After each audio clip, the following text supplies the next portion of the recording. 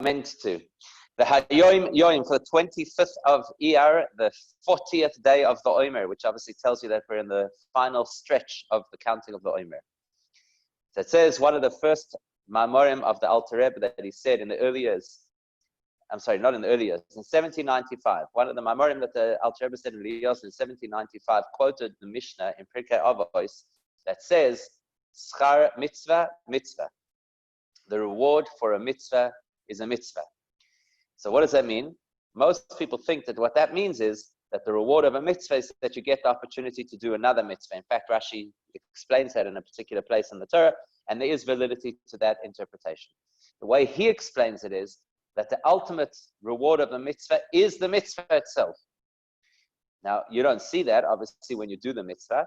Only when Moshiach comes, then we'll be able to see the real essence of the value of a mitzvah.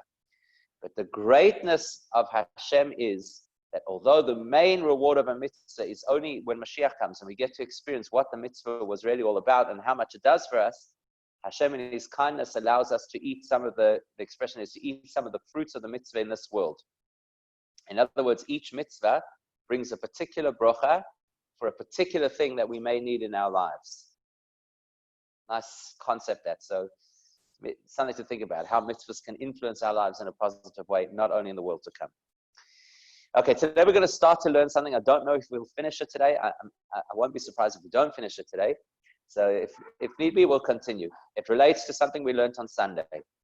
So the Gemara tells us in Sanhedrin, Daf Tzadik Zayin Amud Beis, page 97, it tells us that there's a debate between two great sages about the nature of how Moshiach is going to come. One sage is called Rav, and the other sage is called Shmuel. And just to put a little bit of historical context, we know that the Mishnah, which is the original writing of the Talmud, a very concise collection of Jewish law, the Mishnah was compiled in Israel. So the rabbis of the Mishnah, who we call the Tanoim, they are typically referred to as Rabbi so-and-so or Rabban so-and-so, and they were scholars in Israel who had a very high authority that the subsequent scholars of the Gemara had to defer to. Then the Jews had to leave Israel for a variety of reasons, and the majority of the Jewish population landed up settling in Babylon. And it was at that time that they started to put together what became known as the Gemara. The Gemara is effectively the expansion on the Mishnah to explain how the Mishnah arrived at its conclusions, why the conclusions are such and such, and all the various argument back and forth to achieve those results. So the first generation of Amoraim, those are the rabbis of the Talmud, they also came from Israel to Babylon. And that first generation had two major centers of learning, one under the leadership of a man called Rav, that was his nickname. He was seen as the rabbi of Babylon, so that's what they called him. And the other was a sage called Shmuel. Rav was the leading expert in all the laws of what is permitted or forbidden according to Torah. And Shmuel was the leading expert in all financial and business-related halacha. And as a result, they both put together their own yeshivas, and the yeshivas had that particular focus. They also disagreed on most areas of Jewish law. So wherever the issue at hand was an issue around the forbidden or permitted, the ruling would follow Rav because that was his expertise. And wherever the disagreement was over issues of business or financial matters, then it would follow the opinion of Shmuel because he was the leading authority in those issues. So Rav and Shmuel comment on the concept of Moshiach. Rav says, Kolu kol hakitzin. All the required deadlines that Hashem had put into the creation that have to pass before Moshiach can come. In other words, there's certain things the world had to go through in order to qualify to be ready for Moshiach. Kolu kol hakitzin, they have all been completed. Now, this is Rav speaking almost 2,000 years ago, and that's what he says. Kolu kol hakitzin, all of the things that are required in order for Moshiach to come have all been done. Now, just to step out of this Gemara for 1 second, elsewhere, the Gemara says, in that same chapter, the Gemara tells us that Hashem designed His world to last for a total of 6,000 years. The first 2,000 years are tohu, chaos. The next 2,000 years are Torah, the bringing down of the message and teachings of Torah into the world. And the next 2,000 years are called Yemois HaMashiach, the time of Mashiach. So that is what Rav essentially refers to. It says all the kits and all the things that had to be fulfilled in order for Mashiach to be able to come, they're all done. So now the obvious question is, so where's Mashiach?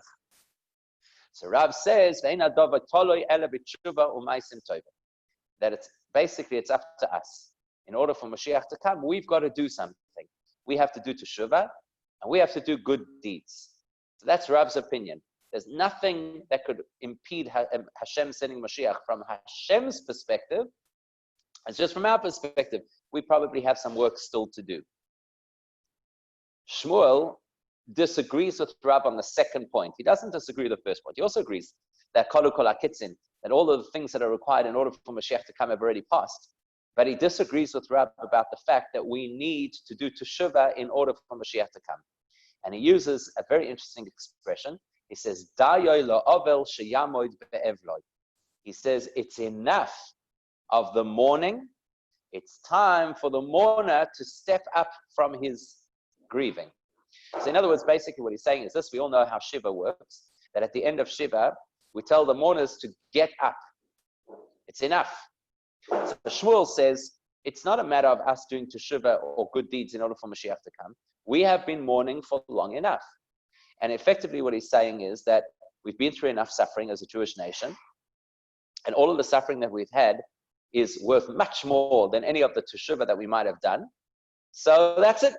Hashem can bring Mashiach. We do not have to do anything further.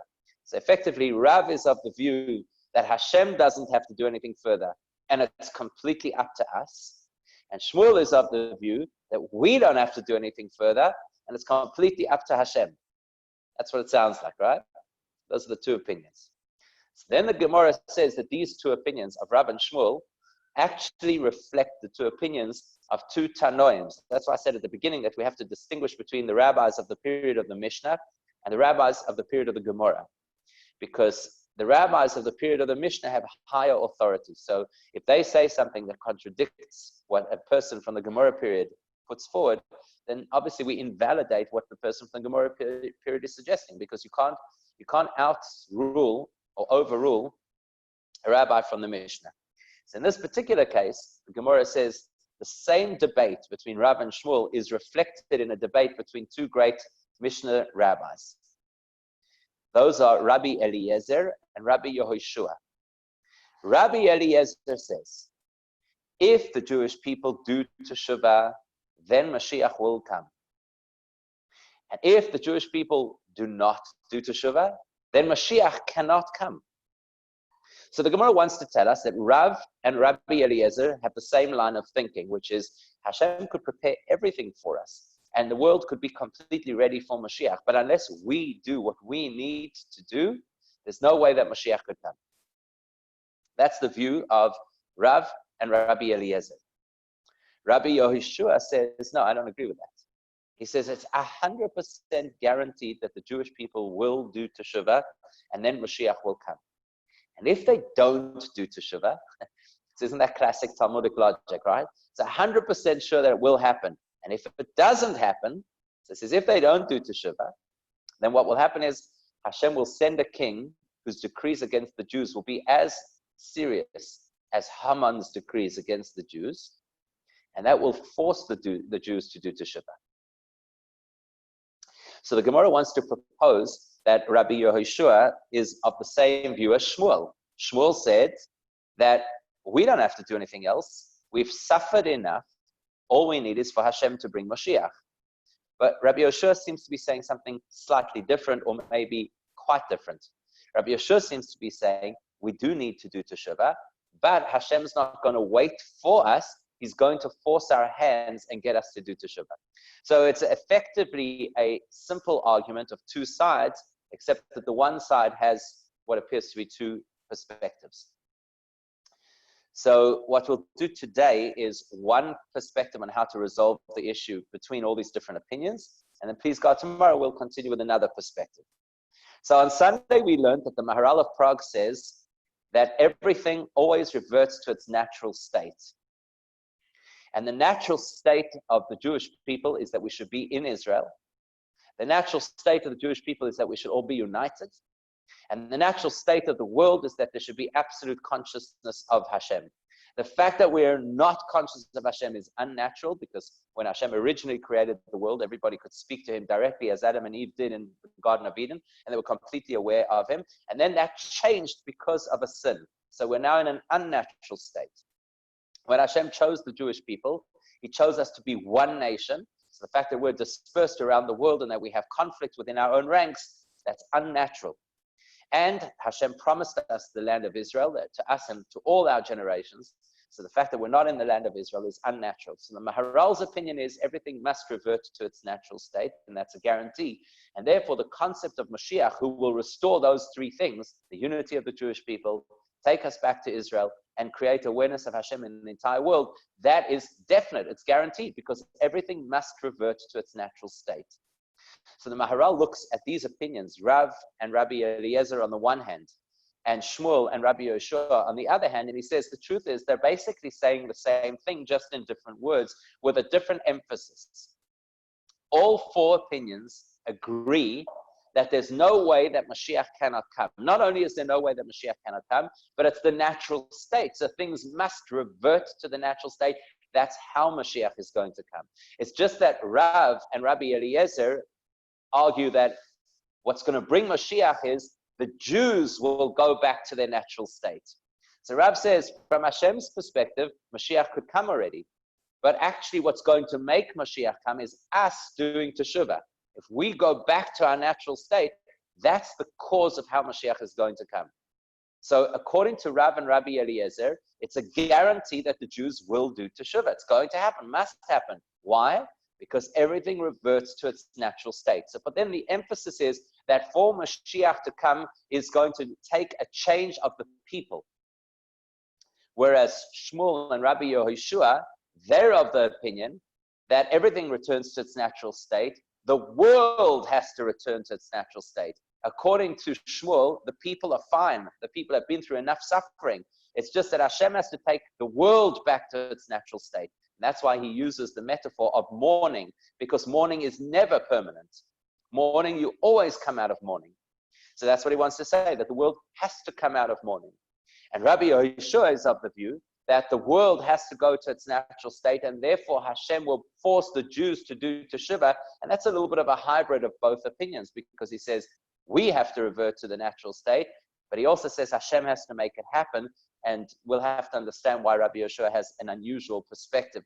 But that, please God, we'll pick up on tomorrow. Either way, the take-home message is that the world going into a state of Moshiach is a natural process. And therefore, it's the easiest thing in the world to happen. So we should never worry that we're not there and it's a long way away and so many things have to change. To revert to nature is actually easy.